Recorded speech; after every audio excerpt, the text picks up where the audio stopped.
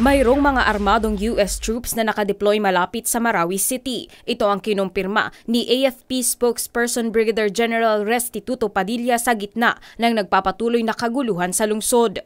Ngunit paglilinaw ni Padilla, hindi kasama ang mga ito sa puwersa ng pamahalaan na nakikipagbakbakan sa mga miyembro ng local terrorist groups na umatake sa Marawi. Sa halip ay nagbibigay lamang ang mga ito ng technical support sa kanila. Hindi ko po batid ang bilang pero napakaliit po. Yun lang po mga tumutulong na i-operate yung kagamitan at yung mga nagmimintinan nito. Hindi rin tiyak kung gaano kalapit sa battle zone ang US troops na mula sa isang contingent of special forces na nakabase sa southern city ng Zamboanga.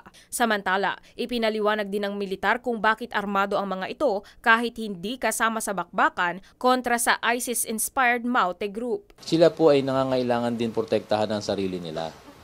So hindi sila kasama sa labanan, pero kung nagkakataon na may makapasok o may maka-breach na defenses, kailangan din nilang protektahan sarili nila. Kaya pinahintulutan po natin. So dun lang po yon, pero hindi sila kasama sa mga bakbakan.